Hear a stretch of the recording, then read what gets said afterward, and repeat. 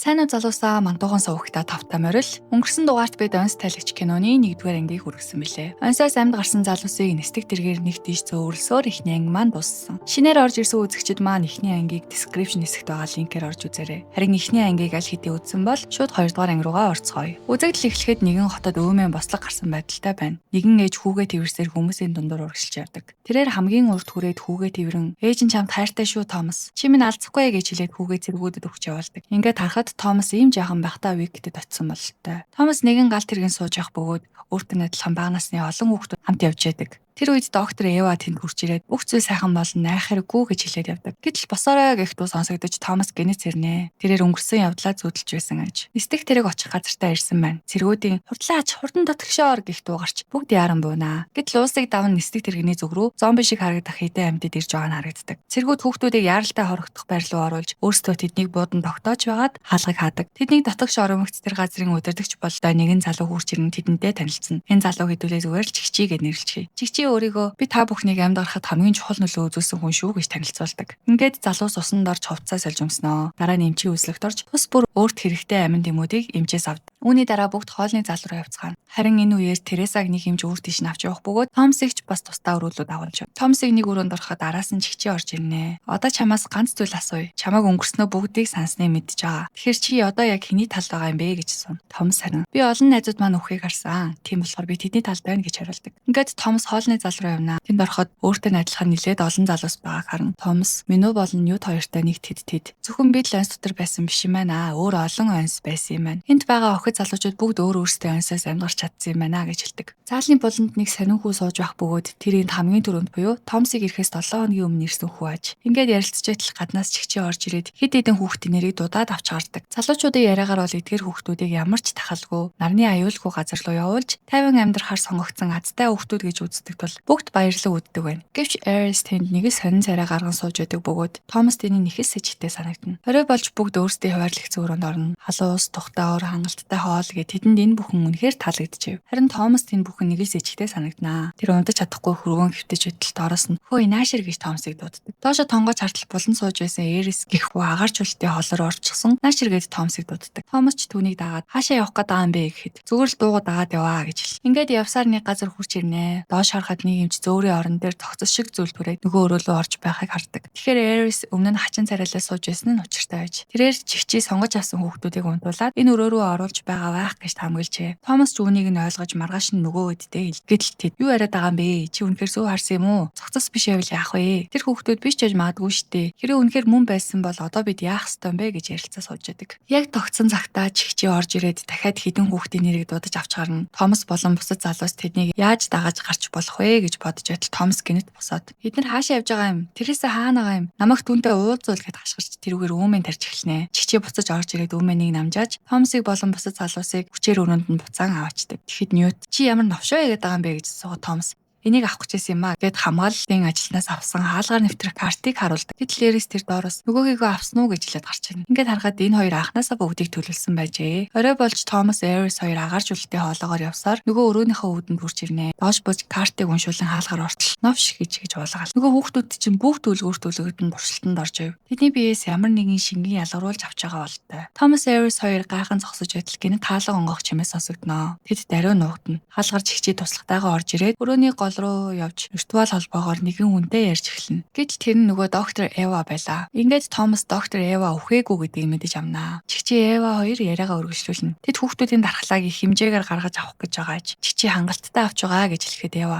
илүү ихийг яаралтай авах хэрэгтэй. Ажлаа сайн хий, чадахгүй бол чаддаг хүнийг чинь оронд нь тавинаа гэж хэлдэг. Чихчий үүнд нь ойлголоо тэгвэл сүлд ирсэн хүүхдүүдээс эхлэе гэж хариулна. Ингээд тэдний яриа дуусаж чихчий өрөөнөөс гарнаа. Энэ бүх яриаг Томас Эрис хоёр сонссон тул дараагийн туршилтанд өөрсдийг нь оруулах гэж байна гэдгийг ойлгоно. Тэд яарвчлан өрөө рүүгээ очиод харсан сонссон бүхнээ бусдад хэлээд хаалгаа даавуугаар ууж матрасаар таглаад агаарч үлтээ холоогоор цугтана. Харин чихчээ 6 ширхэг тариа барьсаар тэдний өрөө рүү очиход хаалгаа дотроос нь тэглүүлсэн байгааг мэддэг. Тэгээд тэр даруйд зэргүүдээ араас нь явуулж төгшүүр зарлнаа. Залуус цогцож яваад нэг эмчтэй таарлтана. Тэд тэрнээс Тересэ хаана байгааг асууж түүний байгаа газар руу очихоор явдаг. Харин Эрис нэг залуутай үлдээд надад хийх чухал зүйлээ үүдэн дээр уулзъя гэж Томасаас салж явна. Томас, Мино, Ньют 3 Тересагийн байгаа өрөөнд ирж эмч нарыг сүрдүүлэн Тересаг сэрээ ирээгээ цутгах гэж адил чигчигийн хүмүүс үүдэнд нь ирж буудалцаа эхэлнэ. Манай залуус гарах гарцгүй болж цэстэн цонхоо хаглаад зугтдаг. Тэд зугтаж явахдаа нэг хаалганд тулж ирээд нөгөө картаар онгойлгох гэж оролдоход хаалга онгодоггүй. Чигчи харин хүмүүсээ дагуулсаар нөгөө талаас нь тулаад ирнэ. Залуус гарцгүй болж зогсож байтал хаалга гинэт гаднаасаа онгоочдаг. Залуус хамаг хурдаараа гарч хаалганы цоожийг гадна талаас нь эвдэж орхино. Эрисын сад явсан зорилго нь энэ хаалгыг гаднаас нь онгойлгох байжээ. Бодлого чигчи ирж хаалгыг онгойлгох гэж оролдоход онгоодоггүй. Томас түнд дунд руугаа гаргаад залуус Виктийн марнаас гарч уддаг. Гадаа шорон шурга дэгдэж явах бөгөөд алхахад маш хэцүү байлаа. Гэсэн ч Виктийн хүмүүс тэдний араас нь мушгиж байсан тул аль чадлаараа урагшлсаар нэг сүйдсэн барилга руу орж нууцдаг. Тэнд очиод Томас тэдэнд харсан сонссон бүхнээ дистараатаагаар ярьж өгдөг. Барилга доторхыг сонирчирхан харуул хүн амьдарч байсан юм шиг хувцас хунаар хоолны хэрэгсэл зэрэг олон зүйлс байна. Залуус тэндээс өөрт таарах дулаан хувцсыг олж өмсөөд хэрэгтэй гэсэн эд зүйлсээ зөвхөндөө ээж бэлдэнэ. Бүгд тус тусдаа тарж энд тэнд сонирхон явж байхад Мино Томас хоёр нэг өрөөнд орж ирнэ. Мино энд яалтчгүй хүмүүс амьдарч байсан юм байна. Бүр таг хүртэл байсан бололтой гэж ярилцсан. Томас өрөөний буланд байх торон хаалга руу дөхөж очиход дотор нь ямар нэгэн зүйл хөдлөөд байгаа мэт санагданаа. Яг тэр үед нь Мино энд генератор байна. Тог залгаж болох юм байна гэж хэлнэ. Томас сандраад Мино байж вэ гэж хэлж амжаагүй байтал нь Мино генераторыг асаачихнаа. Ингээд барилга бүхэлдээ гэрэлтэй болно. Гэтэл барилгын булан бүр зомнод байгааг олж харна. Тэд гинэт дайрч эхлэхэд манай залуус сандарч даж эхэлнэ. Бүгдээрээ нийлж дээшээ гарсан ч гарц олдохгүй. Ийш дээш цугцаар нэг булан дэртэл цоочтой 3 хаалга байхан тэр. Залуусын нэг нь буу гаргаж ирэн зомбинуудыг будна садулж явах орно. Бусд нь хаалганы цоочнуудыг эвдэж арай гэж хаалгыг онгойлгоно. Яг бүгд хаалгаар гарахын даваан дээр зомбинууд буу барьж исэн хүүг бариад авнаа. Түүнийг арай гэж салгаж аваад бүгд барилгаас гарч цухтагаад нэг нуранганы дор орж нуудан амьгардаг. Үзэгдэл солигдоход өглөө болсон байв. Нөгөө хэд маань нуранганы дор унтаад өгчээ. Тэд гарч ирээд эргэн тойрноо хартал бүх барилга башин сүтсэн амшигтай дүр зураг өгддөг. Зомбинуудыг саатуулж исэн залуу шархнаасаа болж ихэд зовиртой харагданаа. Ньют. Одоо бид яах вэ? Ямар нэг төлөвлөгөө байна уу гэж асуухад Томас дүрэндээ хаашаа явах талаар баримжаа байсангүй. Гэхдээ лабораторид байхдаа чигчи Ева хоёрын ярианаас баруун гарыг олсон уу гэж асууж байсан санаанд ордог. Тиймээс баруун гар хийх хүмүүсийг олохын тулд уусын зүг алхаж эхэлнэ. Шархтсан залуу алхаж чадахгүй байсан тул түүнийг давнуурган дээр хэвтүүлж ээлжилж дамжилсаар урагшлна. Түр нэг газар амарч байтал Тереса Томас тондож "Цаад явцгаая л да тэхүү" гэж гуйж байв. Гэтэл гинэт залуусын сандралдаж байгаа чимээ сонсогдноо. Томас очиод хартал шархтсан залуу өөрийгөө буудах гээд буу авсан байхад нь нэг нь болиулсан байв. Томас "Юу болсон бэ?" гэж асуухад шархтсан залуу "Намайг тийм амтан битгий болгооч гуйж яана" гэж хэлдэг. Ингээд Ньют шархтсан залууд гар бөөгн өгнө. Тэд бие биетэйгээ салах өсөж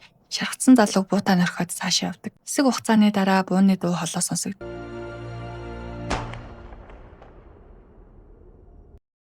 Тэд цааш явсаар усчгүй, хоолчгүй их л хоол замд болж байлаа. Орой болж бүгд ядарсан тул зэлүүд газар унтчихав. Шүн Томас гинэт очиод зэрнэ. Гэтэл алсад хар үл бужигнан цахилгаан захиж эхэлнэ. Удахгүй бороо харсгах шинжтэй. Нөгөө талд нь хідэн гэрэл асч байгааг хараад Томас залуусаас ирэж тэр гэрэл рүү яаравчлан гүйдэг. Хар үл араас нь нүүж ирээд газар тэнгэр нийлсэн мэт аян цахилгаан бууж эхэлнэ. Залуусыг яг цохох чахам аимшигтай байв. Тэд нэг байгууламж руу орохын даваан дээр Мино цахилгаан цохиулчихнаа. Залуус түүнийг хурдан дамжсаар тутагшоо орно. Тутагш ороод Миног сэрэхэд азар гайгүй бололтой удалгүй ухаан орчихдог. Тэд "Энэ юу өнөр вэ?" гэд гэрлээ туцсахад дотор нь олон зомбиг уяагаар хүлээд орхисон байлаа. Яг тэр үед цаанаас нэг бүртгэр эмэгтэй гарч ирээд "Тавтай морил, намайг дагаад яв" гэд тэднийг дагуулсан дээшээ гарна. Түүний нэрийг Бренда гэдэг аж. Дээш гарахад Йорк гэх нэг өвгөн тэднийг өгтнаа. Тэнд бас өөрсдийн бүлэглэл байгуулсан бололтой байв. Йорк тэднээс "Та нар хаанаас ирсэн юм бэ? Бас хаашаа явж байгаа юм бэ?" гэсэн. Томас "Бид баруун гар гэдэг хүмүүсийг хайж явнаа" гэж хариулв. Гэтэл удалгүй Йорк тэдний Виктээс цугцсан хүмүүс гэдгийг мэдээд "Тэгвэл та нар маш үнэтэй хүмүүс гэсэн үг" гэж хэлнэ. Ингээд тэдний бүгдийг нь барьж хувцсыг нь шалган цэцэн хөлнөөс нь дүүжлээд чигчийг дуудчихдаг. Йоргийн залуус тарсны дараа Йорг ганцаараа залуус дээр очиод "Би та нарт туслая. Баруун гарын тухай мэддэг бүхнээ хэл" гэж хэлнэ. Томас ярьж эхэлж байтал Йоргийн нэг хүн цаанаас ороод ирнэ. Гэтэл Йорг гэнэт "Би юу гэж та нарт туслах вэ дээ" гэд өрөөнөөсөө гараад авчих. Тэр өрөөндөө очиод хамаг юм яаран багж эхэлнэ. Нөгөө бүлтгэрнүүдтэй Бренда гэдэг охинд "Явахдаа бид баруун гар руу явна. Энэ залуус биднийг тэнд очих тасалбар болно хурдл" гэж хэлнэ. Гэтэл гадаа нисдэг тэрэгний чимээ сонсогдож чигчигийн хүмүүс ирж эхэлнэ. Тэд байшинд орж ирж хахад нөгөө тал залуус өөрсдөө арай гэж олсоо хөдөлгөж давнуурга руу дөхөн очиод нэг нэгээрээ хүлээснээсээ салж гарчаад. Яг тэр үед чигчигийн цэргүүд ороод ирнэ. Тэдэнд амьдаар нь барьж иргэсэн тушаал өгсөн тул буудаж чадахгүй. Тиймээс нөгөө хэд маань аргалаад л цугтаачих. Харин Йорг бүх зүйл дуслаа гэд барилга даяар нэг хөгжим тоглуулж орхиод залуустай хамт давнуургаар дамжин барилгаас гарч явна. Гэтэл Бренда гэнэт "Нэг юм авахаа мартчихжээ" гэд буцаад дутгш орчих. Томас Брендагийн араас орж барилгаас гарч амжаагүй байтал нь чигчигийн цэргүүд хүрээд ирнэ. Ингээд тэд муур уулган шиг хөөцөлдөж эхэлнэ. Яг тэр үед Йоргийн тавьсан хөгжим дусгатаа зэрэгцээд барилга бүхэлдээ дэлбэрнэ. Аз болоход Томас Бренда хоёр дэлбэрэхээс өмнө подвал шиг газар руу орж амжсан байв. Тэд гарц хайсаар явж байтал нэг хөгцөрсөн хэсэг газар тулж ирнэ. Гэтэл газараар гүйж байсан харахыг нэг аимшигтай мутант зомби барьж аваад идэж эхэлдэг. Тэр зомби харахаа идэж дуусаад Томас Бренда хоёрыг анзаарч чахнаа. Урдхан зогтчихгүй харах энтрийг нь идэж дуусах хүртэл гэрэл тусгаад хүлээгээд ахаар тэр зомбиг анзаарахгүй яах вэ дээ. Удалгүй зомби тэднийг хөөж эхэлнэ. Жирийн зомби биш бүр аимшигтай мутант хурд хүч нь хамаагүй илүү байлаа. Томас Бренда хоёр арай гэж цухтаж барилгаас гарч дээшээ авирч эхэлнэ. Гэвч зомбинууд араас нь хөөсөөрлөн. Дээш гарч явахдаа Бренда гинэ талтарч доош унчихдаг. Тэр хэсэг нь шилэн байсан тул хит хөдөлгөөн болов шилэн хагарч унах аюултай байлаа. Нөгөө талаас нь зомби ойртож эхэлнэ. Бренда зомбиноос мултрах гэж хамаг хүчээ гаргаж байтал Томас дээрээс бууж ирээд шилийг нь хагалж зомбиг доош унгаагаад Брендаг барьж авч авран үлддэг. Ингээд тэр хоёр барилгаас гарч иртэл Бренда нилээн хүүд шархацсан байлаа. Томас шархыг нь боогод цаашаа явна. Удалгүйтэй Даабус гэж нэрлэгдэх газар ирнэ. Тэнд нэг бүлэглэл байгаа бололтой харагдана. Тэгээд нэг хүнээс Маркус гэж хүн байна уу? Таних уу гэж асуухад Маркус нөгөө бүсэд байгаа гэж хариулт. Тэгээд Томас өөр залуусын хавар өнгөрсөн үү гэж асуухад найзууд чинь дотор байгаа өөрөө орч чай. Гэтэ орхихоо өмнө үүнээс заавал луугаарай гэд нэг зүйл өгнө. Бренда Томас хоёр түүнийг нутлаа арх юм уу мансууруулах бодис шиг зүйлээлээ. Ингээд Томас Бренда хоёр салж найзуудаа хайх гэж байтал удалгүй ухаан болортаад унчихна. Хэсэг хугацааны дараа сэрэхэд Тереса Мино хоёр дэрэгдэн байдаг. Ямартай ч найзуудтайгаа уулзч чаджээ. Харин энэ үеэр Йорг Маркусыг олсон бололтой түүнийг саналд хүлээд баруун гарын талаар асууж яв. Гэтэл клубын үүднээс нөгөө залуу нь өөрөө Маркус байсан ч. Ингээд баруун гарыг олохын тулд хаашаа явах хэвстаг асууж мэдээд Маркусын машиныг авч бүгдээрээ зандаа гарнаа. Явж идэл тэднийг хадан зохион тулаад ирдэг. Машинаасаа буугаад цаашаа алхах гэтэл тал талаас нь буудаад эхэлнэ. Залуус бүгд машины ард нуутахад Йорг Томас гар бөмбөгөөд бэлэн болсон үед шидээрээ гэж хэлнэ. Йорг 1 2 гэж тоолж байтал дээрээс нь буу барьсныг эмэгтэй гарч ирээд наадхаа хай гэж ашгарна. Тэгээд та нар хаанаас ирсэн юм? Яах гэж энд ирсэн юм бэ гэж асуухад Эверис урагшаа гараад ирнэ. Нөгөө буутай эмэгтэй болон Эрис хоёр бие биенээ таньдаг бололтой. Их баяртай харагданаа. Тэр эмэгтэй бусад хүмүүстэй аюулгүй хүмүүс байна гэж хэлээд тэднийг дагуулсан явна. Эрис болон буутай эмэгтэй нэг онц дотор байсан аж. Харин баруун гар буутай эмэгтэй болон бусад хэд хэдэн хүүхдийг онцоос гаргаж авсан байжээ. Тэдний буудалж байгаа газарт нь ирэхэд Бренда шархнаасаа болоод дунаад өгнө. Брендаг яг буутах гэж байтал цаанаас нэг эмч бололтой эмэгтэй гарч ирээд зогсцохоо гэж хэлээд Брендаг аваад явна. Тэр эмч Брендад нэг тариа тарихад шарх нилээд гайгүй болж Бренда баг зэрэг тавьшина. Томас бүрэн идэх боломжгүй юм уу гэж асуухад үгүй ээ энэ бол түр зүрийн арга. Цаашдаа байнгын тариг хийлгэх шаардлагатай гэж хэлдэг. Ямартай ч Бренда аврагджээ. Тэр эмч өмнө нь Виктэд ажилладаг байсан боловч байдал буруу болж эхлэхэд тэндээс гарсан аж. Тэнд байгаа залуус ч мөн баруун гар руу явах гэжсэн бөгөөд өөрөөр хөдөлнө гэж төлөвлөжээ. Манай хэд яг амжиж ирсэн байв. Орой болж бүгд ганц шүнж гисэн тайван сууж ярилцсан багхан баяр хөөртэй өнгөрүүлнэ. Нэг нь энэ бүхнийг аль би харсан бол гоё явах байсан даа гэхэд Томас чаагч бас гэж хэлнэ. Тэд хорвоог орхисон найзуудаа дурсаад сууж байтал Тереса ганцаараа хадан зохион дээр зогсож байгааг Томас олж харнаа. Томас түүн дээр очиход Тереса би өнгөрсөн бүхнээ сансан ээжигээ бас бусад хүмүүс энэ аимшиг тахлаас болж өгч байгааг харсан. Томас бид бол дэлхийг аврах цорын ганц боломж. Чи үүнийг ойлгосоо гэж хүсэж байна гэж хэлдэг. Томас юу гэсэн үг юм бэ гэж хэлж амжааг байтал цаанаас Виктийн нэстэг тэрэгнүүд ирж харагдана. Ингээд учир нь ойлгогдно. Залуус Йоргийн байранд зогтож байхдаа Йоргийн хүмүүсийн нэгний барьж байсан станцыг Тереса аваад чигчээд мэдээлэл өгсөн байжээ. Өстө палаа хөөх юм аа.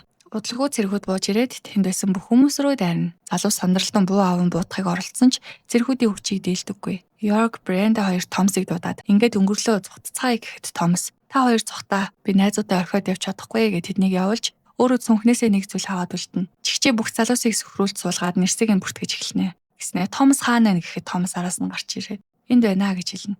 Ингээд бүгдээрээ цугларч байтал нэг том онгоц газардаж дотроос нь доктор Ева өөрийн биеэр бууж ирнэ. Тэр хүүхдүүдийг онгоц руу оруулж эхлэхэд Тереса ханаас нь гараад ирдэг. Ева чигчээ хоёр Тересад сайн байна гэж хэлэхэд залуус хараад гайхаж Тереса гэхэд Томас тэр тэдний тал гэж хэлдэг. Харин Тереса тэд та нарыг гэмтээхгүй гэж хамласан. Би тэдэнд туслах ёстой гэж хариулдаг. Яг тэр үед нь Брендаг аварсан эмчирээд та нарын цэсийг юулээд юунд ашиглах гэж байгааг мэдхүү гэж хэлэхэд чигчий тэр эмчийг шууд бодчихно. Томас Ингрээсээ тесрэх бөмбөг гаргаж ирээд өөрийгөө дэлбэлэх гэж оролдоноо. Нөгөө хідэн сандарч битгий гэж орилж байтал гинэт Йорг Бренда хоёр машинтаа тавхиж ирээд буудалцаа эхлүүлнэ. Ингээд дахин нэг том үмэн гарна.